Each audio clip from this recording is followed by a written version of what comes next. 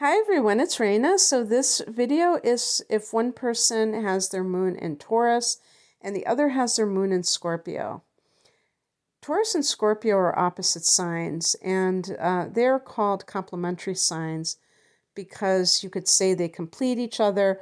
Although oppositions are considered challenging aspects, they still are compatible in relationships because they are of elements that are considered compatible. So with Taurus, we're talking earth, and with Scorpio, we're talking water. And these two elements are feminine. So whether you're male or female, you may be very interested in the home front, family life, and that can be very helpful as opposed to having one person who is very family oriented and the other person is not. And, they tolerate their family or they see them, you know, once a month or something like that, but they like the independence from that. Or maybe they don't want to be at home that much. They just use their home as a place to sleep, maybe hang out now and then, but most of the time they're either working or they're away from home doing different activities. So you can have two people, the Taurus and the Scorpio person, who are very comfortable at home, and that's very helpful in them getting along and being on the same page. So I'm just doing this off the cuff, and so I don't have anything written down. But I did go and look up about the moon in Taurus because I knew that the moon is exalted in Taurus, and I was racking my brain so many times because I'd never really read an explanation on why that is. The reason I was highly skeptical or confused is because Taurus is an earth sign, and I wouldn't think that the moon being placed in earth, regardless of what earth sign it is, would be like the best position for it. I would think the moon rules Cancer. And actually, I don't even understand why the rulership of a planet, or why the planet that rules a certain sign, why that is not in its exaltation. I would think that would be one and the same thing because it's actually ruling it and it would have those attributes. But anyway, what they did, there was a site, and now I can't find it because I was redoing some of this video. One of the websites was saying that Taurus is a mellow sign, about it being mellow and stable, things like that. And I kind of figured it was something along those lines.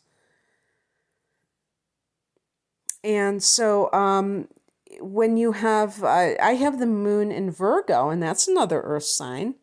But maybe because Virgo is a mutable sign, so it's more changeable. Maybe because Virgo is ruled by Mercury, and that makes it changeable. I think Virgo is a high-strung sign, just by my own reaction sometimes.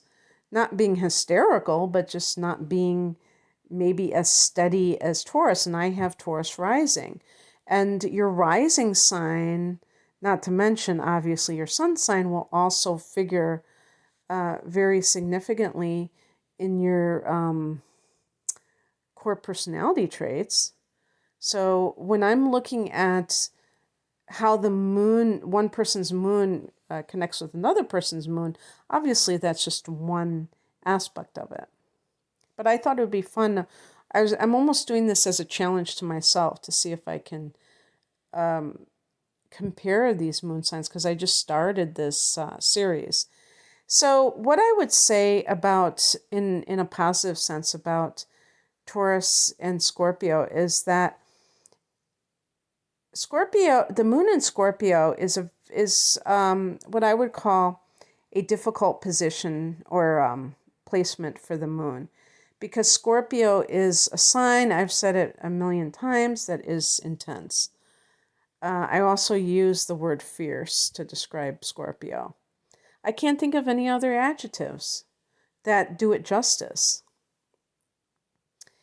And if you are listening to this with your moon in Scorpio and you haven't listened to my video on the moon in Scorpio itself, that has the most hits of all my videos. So you can go check that out on my channel. Maybe if I think about it, I will link both of these moon sign videos below so that you can find out more information about that. But basically, the moon in Scorpio is in a challenging, and is actually in its detriment, which is when a position, like a planetary position, is in the opposite sign of the exaltation. So, you know what the word detrimental means. It's going to mean that it is challenging. It's not going to express itself very well. And with Scorpio, we're talking about a sign that's associated with secrecy.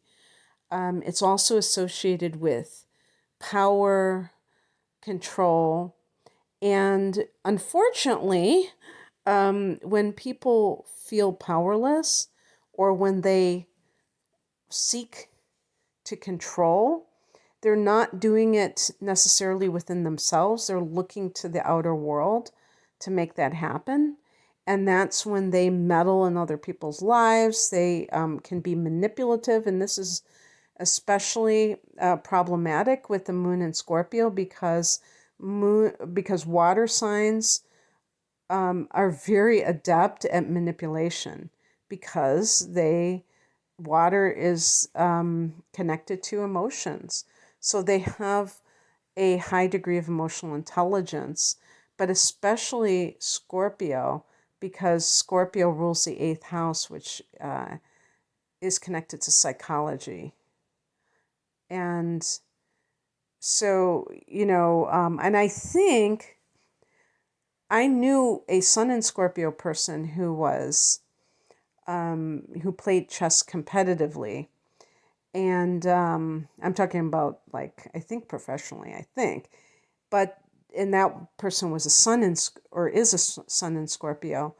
But the moon in Scorpio can be even more intuitive in that regard. And, when we talk about chess, we're talking about being able to strategize, but bluff, kind of like poker.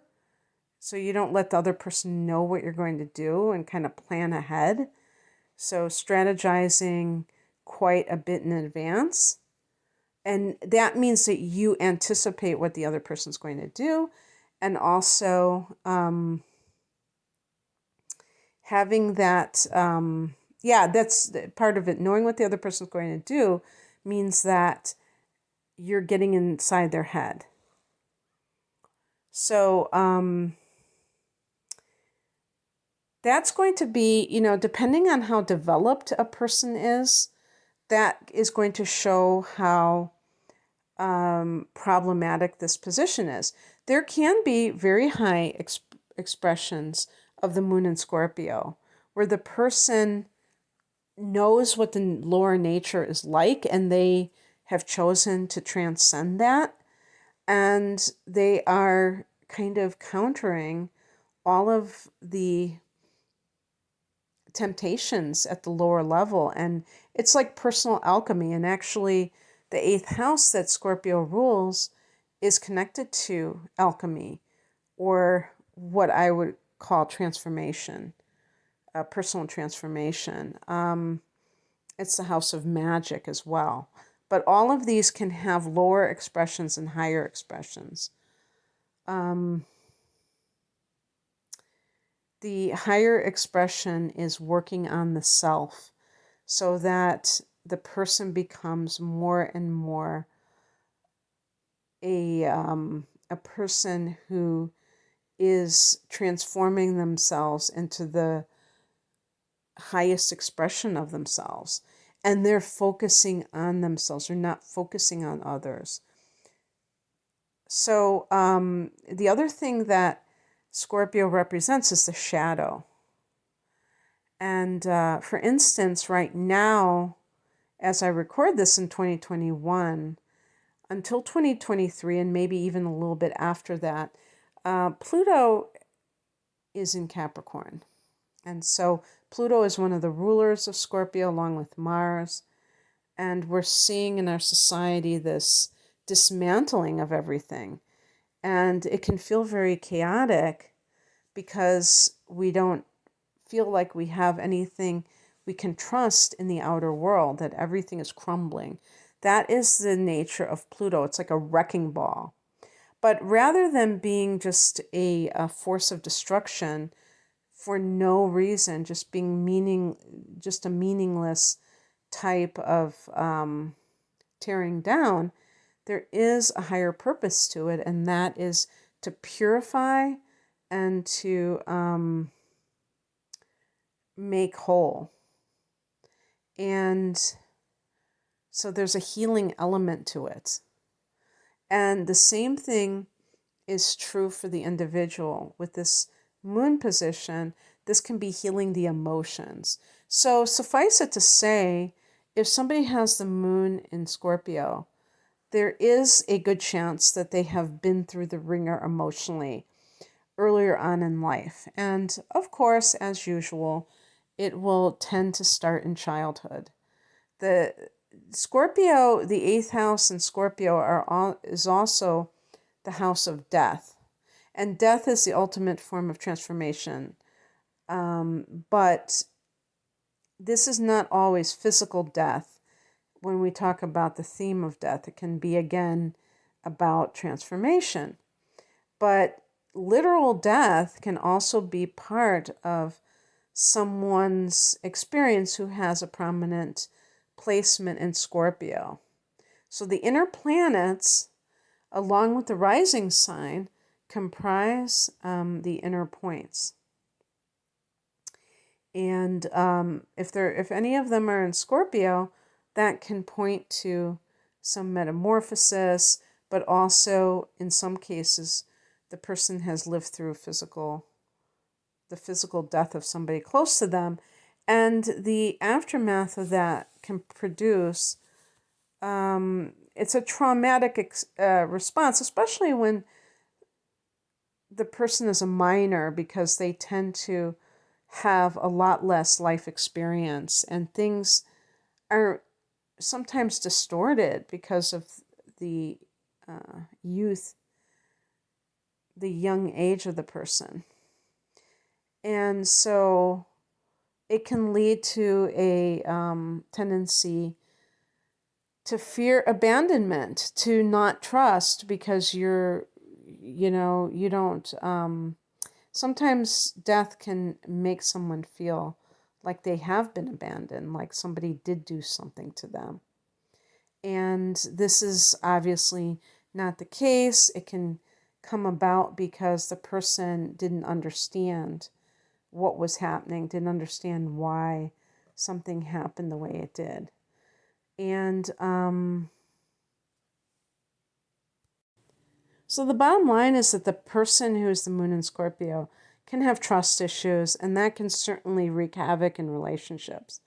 With Taurus, okay, but before I continue with that, I just want to say that the moon in Scorpio person can have very intense emotions that can be very hard for even that person to tolerate within themselves. Like they feel things very deeply. Now, coupled with somebody who has the moon in Taurus, the moon in Scorpio, I hope I said moon in Scorpio for the intensity. The moon in Scorpio person may get a good balance because they're not.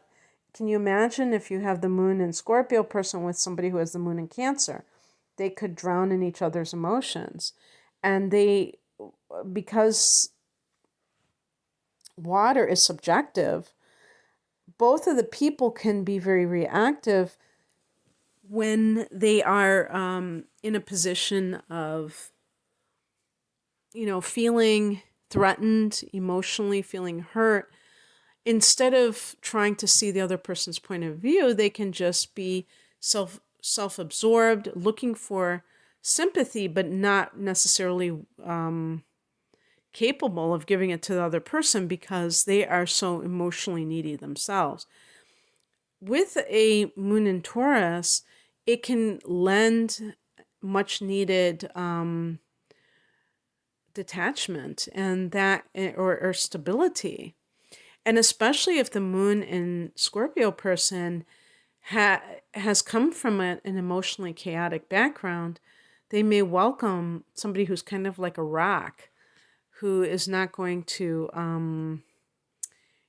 be constantly going from one type of emotional extreme to the other, but is more steady. And for the Taurus person, having someone who is like Moon in Scorpio, even if sometimes it can get a little bit hairy, it can also challenge the Moon in Taurus person to become more emotive or self-expressive. Maybe sometimes the Moon in Taurus person needs to really deal with their emotions more, even though the moon is exalted in Taurus. And so they can have certain things that are very, what's the word, compatible with one another, along with sensuality. Taurus is, to me, one of the signs that is the most sensual. But Scorpio's the one who gets such a reputation for sex. And the 8th house is a house that's connected to sex. But it's magical sex. It's healing sex. Sexual healing, Marvin Gaye. It's sex that is taken seriously. Maybe as a spiritual path even. And I've made this statement before in another video involving Scorpio, and I was talking about how I was told by people on here who had a strong Scorpio placement that they have been celibate for quite a long time, that they don't engage in sex frivolously. And I really have come to believe that wholeheartedly. Taurus is another story. Taurus is very uncomplicated when it comes to life in general. And so sex isn't made such a big deal over, although definitely one of the things I wanted to get to is that both of these signs can be possessive. And especially Taurus, because Taurus rules the second house of money and possession. So a partner can be regarded as one of the Taurus person's possessions. And because this is the moon position, this is coming from that emotional need, that irrational part of the self that is not, that can't really be reasoned with because it's very, can be connected to karma or karmic experiences. And the mother, is connected to the moon. So how the person was treated by the mother, how the mother acted herself. And so these kinds of things are deeply ingrained within a person and make it hard for them to kind of have that distance between themselves and their emotional responses. They do say that our emotional nature is karmic. So it makes sense to me in terms of how it is perceived, or how it is expressed, I should say. Because Scorpio is suspicious and also very tight-lipped, concerned with power. This is one of the main reasons why Scorpio doesn't really like to share their feelings, because they fear that it will be used against them in some way and they will not maintain power. So it can be very challenging when you have these two opposite signs trying to have a relationship and both of them are holding on to the other person for, ulterior motives. Taurus, because they want to keep their possession in their possession, or is it keep it as their possession, that person. And for Scorpio, it's not wanting to be betrayed. It's not wanting to be abandoned. And not being able to just state that to the other person, because what if that person decided to use that against me, and I'm this moon in Scorpio, and I'm just so, I'm trying to have the upper hand in this relationship because that's just how I roll. I'm just kind of very power conscious and wanting that power in every relationship that I engage in. And I don't have that. I feel kind of powerless here because that other person is, first of all, they have very good control over their emotions, but they're doing the same thing I'm doing in their own way. They're trying to control what I do. So you could really have that opposition showing itself in terms of butting heads. Now that the butting heads is more of the square because it's kind of that digging in one's heels, refusing to budge. With oppositions, it's projections. So there could be like each person reading into the other person's behavior, and really it's their own fears that they are putting out there. Like, for instance, cheating.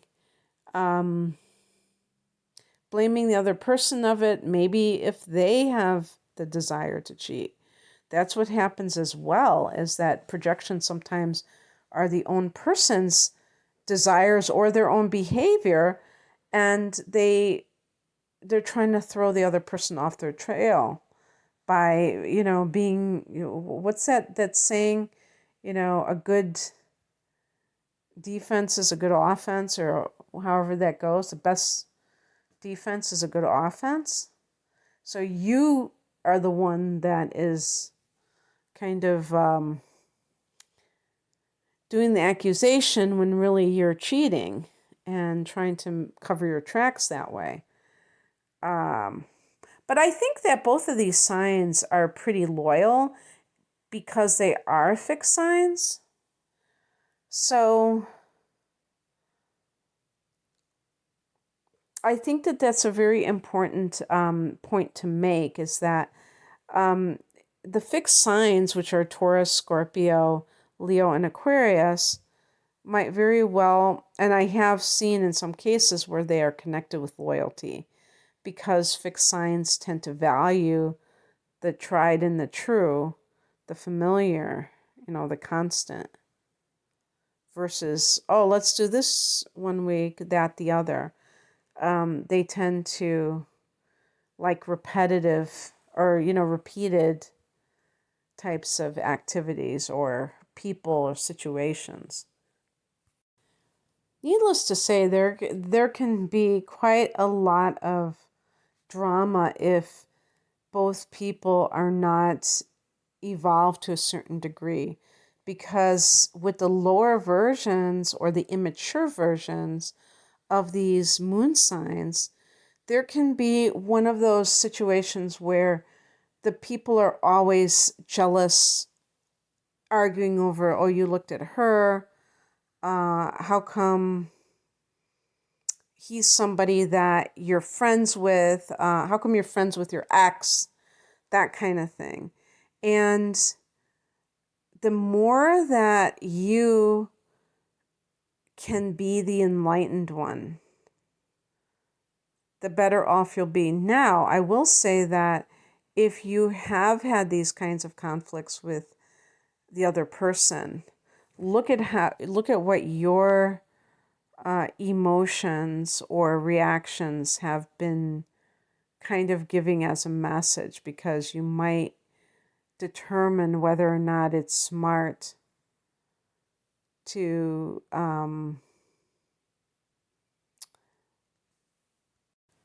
interact with the other person or not, if they are really a good influence, or if they have like a toxic kind of nature for you, and maybe you feel the sense of you bring out the worst in each other. And that kind of thing, does happen sometimes, even if like maybe you're physically attracted to that person, but emotionally the two of you clash and you're unwilling to see the other person's point of view. And when it comes to how do you navigate this, you decide what you have in this relationship, regardless of what your sign is and what their sign is. I'm talking about whether it's Taurus or Scorpio. Really doesn't matter. The point is that, fixed signs tend to be inflexible.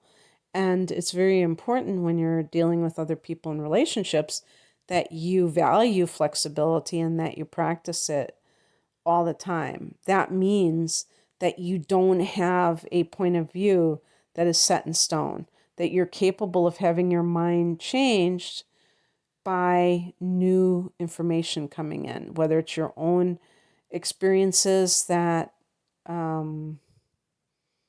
make you believe less, some sort of narrative that has been given to you, or what. You release yourself from that, so you're no longer under that programming. And you acknowledge that it's a programming. That's an important thing. So just seeing how the person that you're not with anymore, maybe that was just a waste of time. Well, I guess nothing's a waste of time, but you don't want to continue to do that. So you want to find somebody that you really have a lot in common with, that you're on the same page with. And you may have like a strong physical connection with this other person, but maybe it's not providing you with the love that you need, that dedicated relationship. So anyway, I'm going to leave it there. I hope that you resonated with this. If you'd like a private reading, the link is below. Take care. Bye.